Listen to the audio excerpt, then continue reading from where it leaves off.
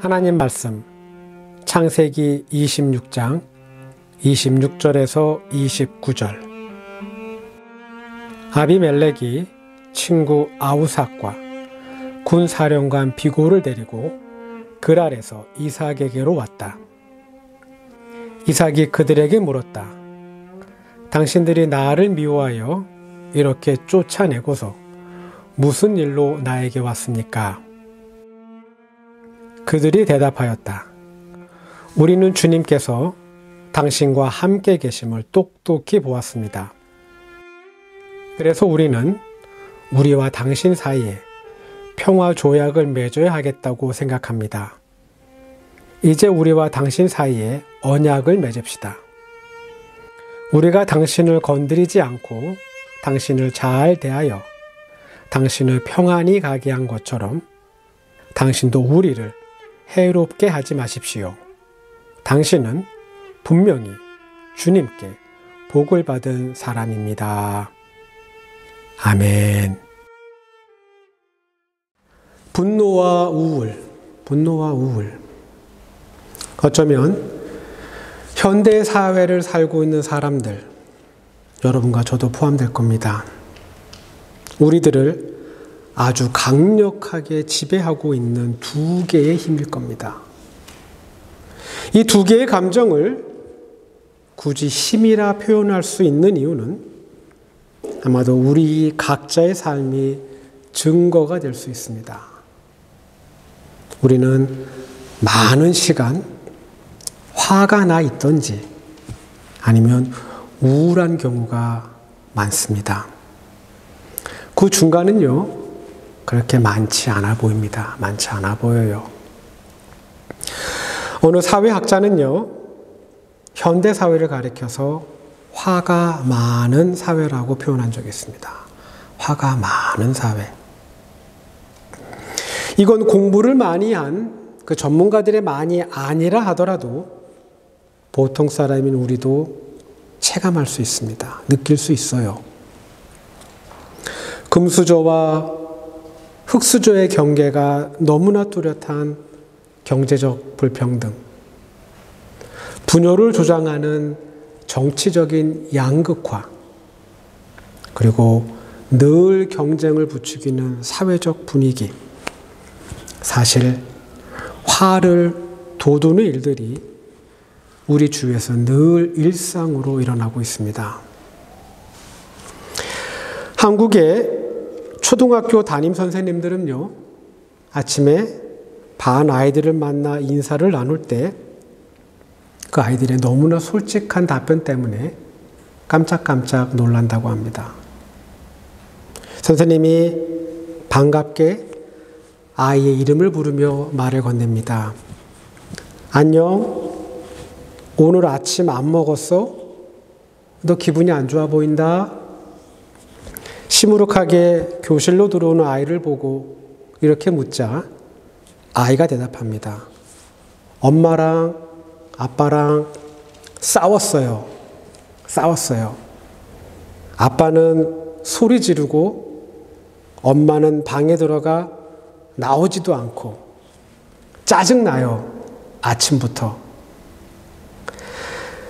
아이의 기분을 살피려고 가볍게 물어본 질문인데 반 아이들의 세세한 가정일까지 알게 된다고 합니다.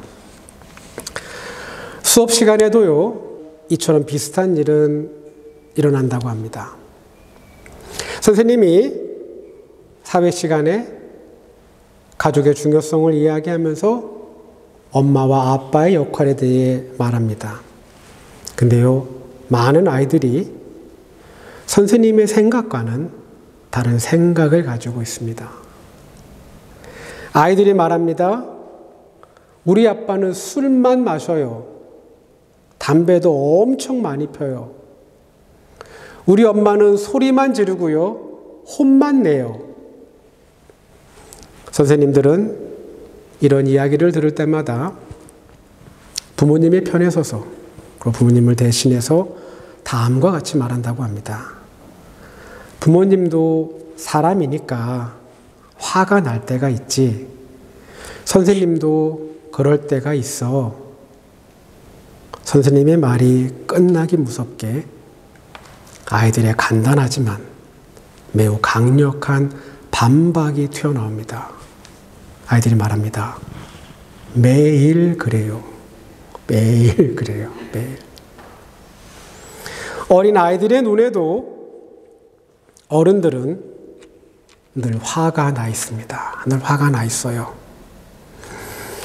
감정의 상처를 입었을 때, 부당하고 공정하지 못한 일을 겪었을 때 사람들은 분노합니다. 물론 감당할 수 없는 일을 마주하게 되면 화가 치밀어 오르는 대신 사람들은 무력감에 빠집니다. 무력감.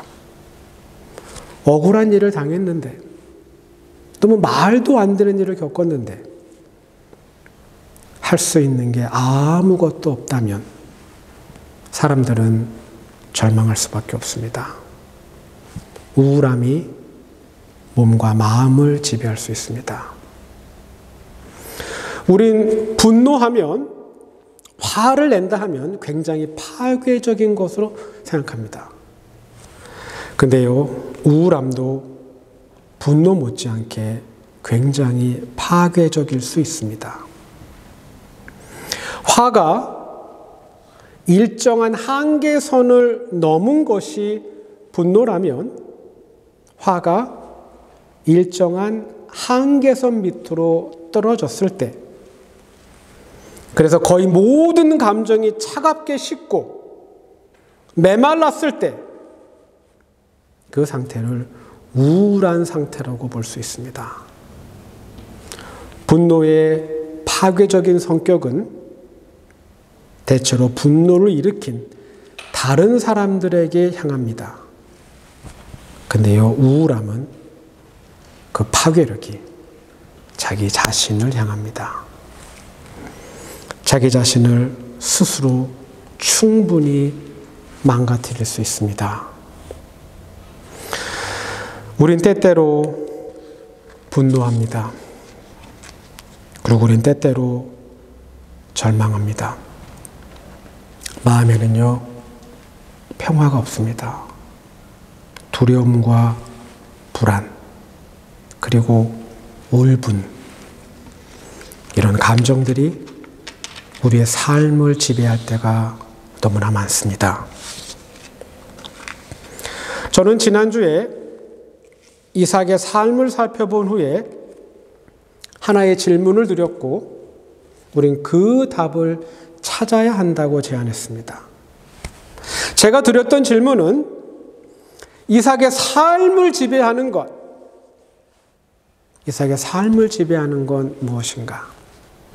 이삭의 삶을 움직였던 것, 그건 과연 무엇인가 였습니다.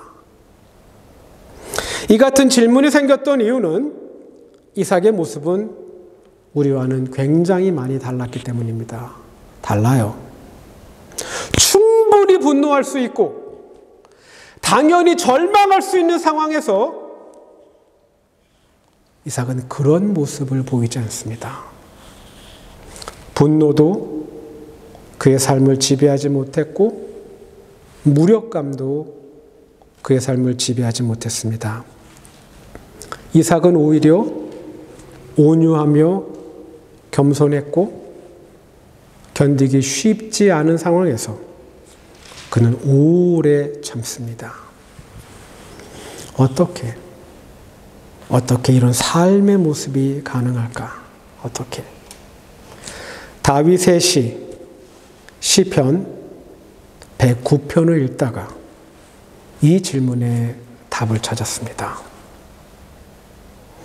시편 109편은요, 시가 시작하기 전에 짧은 머리글이 있습니다.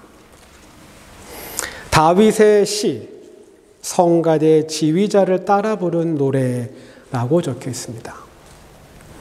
시편에는요, 그 작가를 알 수 없는 시가 굉장히 많이 수록되어 있습니다. 그렇다면 시편 109편의 저자는 다윗이라는 걸 우리는 분명하게 알 수 있습니다. 이거는 시편 109편은 다윗의 시예요. 다윗이 지은 시를요, 후대의 누군가가 그 시에 음을 입혀서 예배 중에 부르는 찬양곡으로 만든 겁니다. 시를 읽다 보면 다윗 역시 매우 억울하고 부당한 일을 당한 것 같습니다. 그러나 시 본문에는 다윗이 어떤 억울한 일을 겪었는지 구체적으로 알려주고 있지는 않습니다. 다윗 당시 오늘날과 같은 비슷한 사법 제도가 있었다면 다윗은 굉장히 억울한 고발을 당한 것 같습니다. 고발. 다윗을 둘러싼 많은 사람들이 다윗을 욕하고 비난하며 거짓 증언을 통해 그에게 극심한 고통을 준 것처럼 보입니다. 시편 109편 2절에서 4절입니다. 악한 자와 속이는 자가 일제에 나를 보고 입을 열고 혀를 놀려서 거짓말로 나를 비난합니다. 미움으로 가득 찬 말을 나에게 퍼붓고 이유도 없이 나를 맹렬하게 공격합니다. 나는 그들을 사랑하여 그들을 위하여 기도를 올리건만 그들은 나를 고발합니다. 다윗이요, 사울 왕의 위협을 피해 광야로 도망가기 전에 그는 이스라엘의 장군이었고 그는 예루살렘에서 지냈습니다. 그는 전쟁에 나가 굉장히 많은 공을 세웠고 예루살렘의 주민들이 다윗을 칭송하기 시작합니다. 이제 사울 왕의 미움이 가시화되고 노골적으로 바뀝니다. 사울 왕의 주위에 있던 많은 신하들이 권력자의 비위를 맞추기 위해 어쩌면 서로 앞다퉈서 다윗을 모함했을지 모릅니다. 모함했을지 몰라요. 다윗이 하지 않은 일, 다윗이 말한 적이 없는 이야기, 그리고 다윗이 만나지 않은 사람까지 사울 왕의 신하들은 다윗이 분명히 말을 했고 다윗이 그 일을 분명히 했고 다윗이 그 사람 만나는 것을 두 눈으로 똑똑히 보았다고 거짓말을 했을지 모릅니다. 다윗이 겪어야 했던 고통이 대단했던 것 같습니다. 다윗이 울분을 토합니다. 그가 살 날을 짧게 하시고 그가 하던 일도 다른 사람이 하게 하십시오. 그 자식들은 아버지 없는 자식이 되게 하고 그 아내는 과부가 되게 하십시오. 그 자식들은 떠돌아다니면서 구걸하는 신세가 되고 폐허가 된 집에서마저 쫓겨나서 밥을 빌어먹게 하십시오. 얼마나 억울했으면, 얼마나, 도대체 얼마나 화가 났으면 다윗은 하나님에게 어떻게 이런 호소를 할 수 있을까? 고통스러운 상황에서 다윗을 지배하는 감정은 분노 같지만 그렇지 않습니다. 다윗을 지배하는 감정은 좌절, 무기력, 그리고 우울함일 수 있습니다. 왜냐하면 거짓 증언과 모함 때문에 분하고 답답한 일을 겪고 있지만 다윗이 특별하게 할 수 있는 일은 없기 때문입니다. 없어요. 다윗은 지금 자신이 어떤 처지에 있는지 말하고 있습니다. 그들의 죄가 늘 주님에게 거슬리게 하시고 세상 사람들이 그를 완전히 잊게 하여 주십시오. 이것은 그가 남에게 사랑을 베풀 생각은 없고 도리어 가난하고 빈곤한 자를 괴롭히며 마음이 상한 자를 못 살게 하였기 때문입니다. 나는 가난하고 빈곤합니다. 내 마음이 깊은 상처를 받았습니다. 억울하고 부당한 일을 겪었을 때 자신의 힘으로요, 그걸 능히 헤쳐나갈 수 있다면 자신은 가난하다고, 자신은 빈곤하다고 말하지 않습니다. 이런 식으로 말하지 않아요. 다윗에겐 힘이 없습니다. 그한테 힘이 없어요. 그렇다면 다윗은 우울해야 합니다. 그는 우울해야 돼요. 다윗은 많이 절망해야 되고 많이 한탄해야 하고 그는 자신의 살아온 시간들을 후회해야 합니다. 후회해야 해요. 근데요, 다윗은 그렇지 않습니다. 그렇지 않아요. 다윗도 이삭처럼 잘 견딥니다. 견뎌요. 온유하고 겸손하게 잘 참습니다. 도대체 어떻게 이룰 수 있을까? 그 답이 시편 109편 26절에 나옵니다. 짧은 한 문장이 우리에게 그 답을 알려줍니다. 주 나의 하나님, 나를 도와주십시오. 다윗도 그리고 이삭도 분명하게 알고 있습니다. 그들은 확실하게 믿고 있어요. 하나님만이, 오직 하나님 한 분만이 나를 도와줄 수 있고 내가 겪고 있는 고통과 어려움을 해결해 줄 수 있다는 것을, 내가 하나님을 찾을 때, 내가 하나님에게 도움을 구할 때 하나님께서 꼭 도와주신다는 것을 그들은 분명히 믿고 있습니다. 그래서요, 그들은 분노하지도 그리고 절망하지도 않습니다. 바로 믿음이 다윗과 이삭의 삶을 움직였고 그들의 삶을 지배했습니다. 지배했어요. 창세기 26장입니다. 이삭이요, 우물 때문에 겪은 그의 고통과 어려움이 매우 구체적으로 기록되어 있습니다. 근데요, 이게 다는 아닙니다. 이게 다는 아니에요. 창세기 26장에도 시편 109편의 다윗처럼 하나님 한 분만을 의지하는, 하나님 한 분만을 소망하는 이삭의 모습이 담겨 있습니다. 이삭은요, 아버지 아브라함 때부터 그랄 땅에 거주하고 있습니다. 그랄 땅. 그랄 땅은 아버지 아브라함 때부터 그가 살고 있던 땅입니다. 근데 어느 날 그 땅에 극심한 흉년이 찾아옵니다. 이삭은요, 어쩔 수 없이 먹을 것을 얻기 위해 이집트로 이주하는 계획을 세웁니다. 먹을 게 없는 거예요, 그럴 땅에.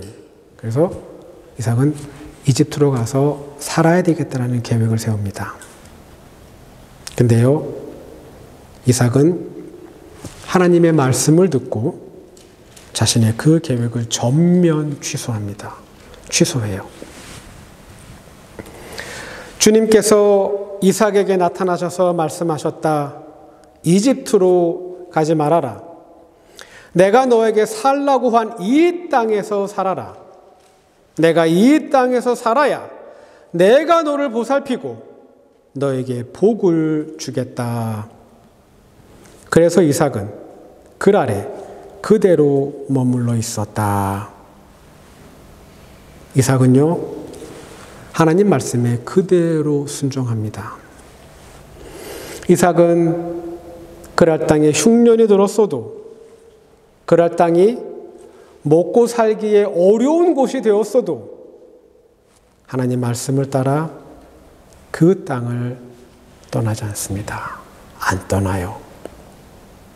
여러분, 만약 하나님 말씀을 듣고 그랄 땅에 남았다면 이삭은 우물 때문에 고통받는 일은 없어야 합니다.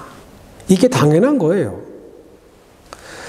만약 이삭이 하나님 말씀을 듣지 않고 자신의 결정에 따라 이집트로 내려갔다면, 그리고 거기서 우물 때문에 이런저런 사건을 겪었다면, 우린 이삭이 겪는 고통을 납득할 수 있습니다. 하나님 말을 안 들어서 저렇지, 그가 하나님 말씀에 불순종했기 때문에 그가 어려움에 처했다고 우린 이해할 수 있습니다. 이삭은 하나님 말씀을 거역하지 않았습니다.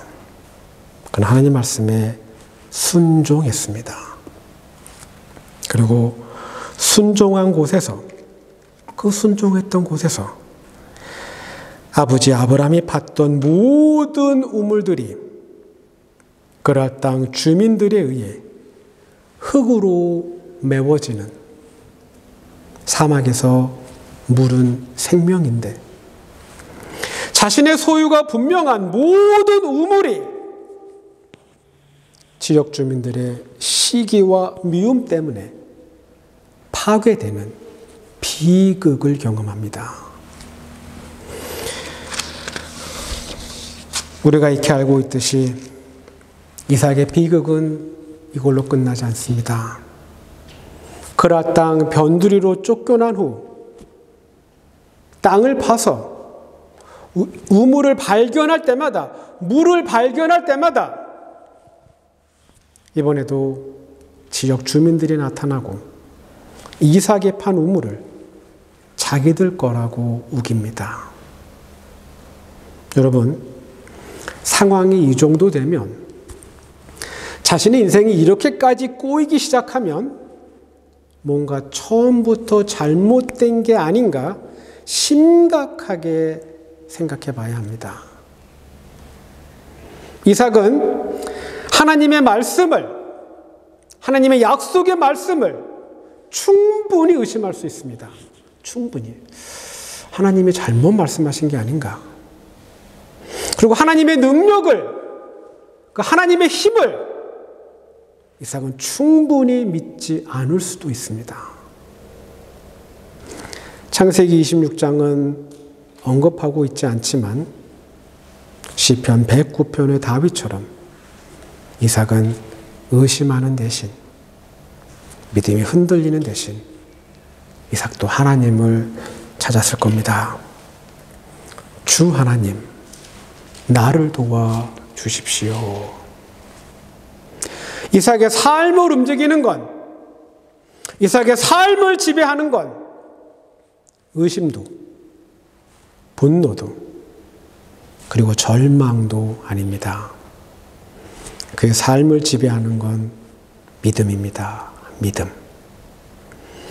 이삭은 그랄 땅을 떠나지 말라는, 그 땅에서 살아야 내가 너를 보살피고 너에게 복을 주겠다는 그 하나님의 약속의 말씀을 이삭은 굳게 믿고 있습니다.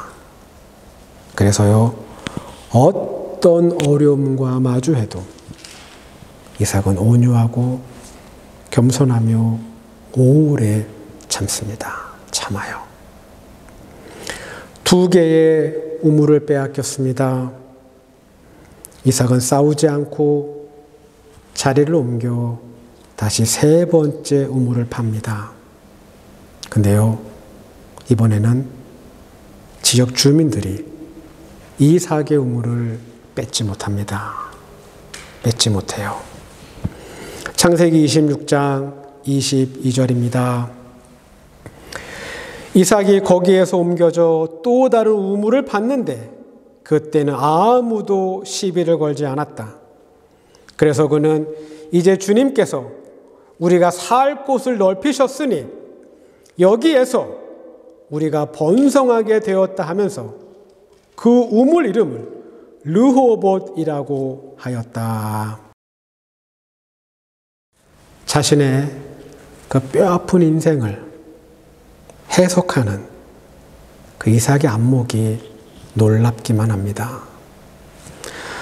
그는 물을 얻기 위해 우물을 3번씩이나 팝니다.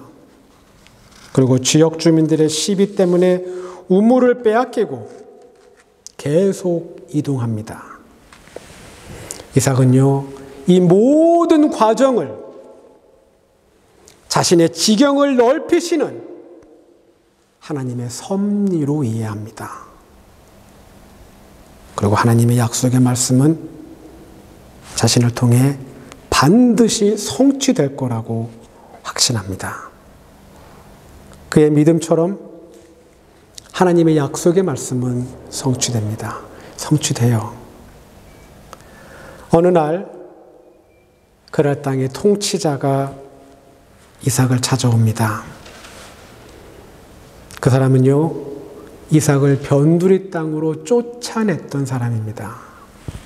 그리고 이삭이 우물 때문에 겪었던, 그의 인생에서 우물 때문에 겪었던 그 모든 고통의 시작을 만든 장본인이기도 합니다.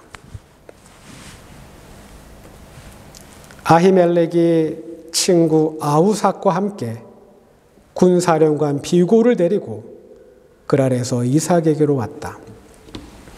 이삭이 그들에게 물었다. 당신들이 나를 미워하여 이렇게 쫓아내고서 무슨 일로 나에게 왔습니까? 그들이 대답하였다. 우리는 주님께서 당신과 함께 계심을 똑똑히 보았습니다. 그래서 우리는 우리와 당신 사이에 평화조약을 맺어야 하겠다고 생각합니다. 이제 우리와 당신 사이에 언약을 맺읍시다. 우리가 당신을 건드리지 않고 당신을 잘 대하여 당신을 평안히 가게 한 것처럼 당신도 우리를 해롭게 하지 마십시오. 당신은 분명히 주님께 복을 받은 사람입니다. 사람들이요, 온유하고 겸손한 이삭을 두려워하고 있습니다. 두려워하고 있어요. 물론 이건 이삭 때문이 아닙니다. 바로 하나님 때문입니다. 믿음은 힘이 있습니다. 믿음은 힘이 있어요. 비록 믿음 있는 사람이 보여줄 수 있는 행동이 약해 보이고 물러나는 모습 같아도 하나님을 의지하는 그 믿음, 하나님은 내가 겪고 있는 억울하고 부당한 일을 알고 계시고 그래서 나를 반드시 도와주실 거라는 그 믿음, 여러분, 그 믿음은 힘이 있습니다. 힘이 있어요. 그 믿음이요, 상황을 변화시키고 고통과 아픔의 원인을 제거하며 우리가 선하게 살 수 있는 그 길을 열어줄 겁니다. 여러분과 저의 삶을 지배하는 것이, 여러분과 저의 삶을 움직이는 것이 바로 믿음이기를 소망합니다.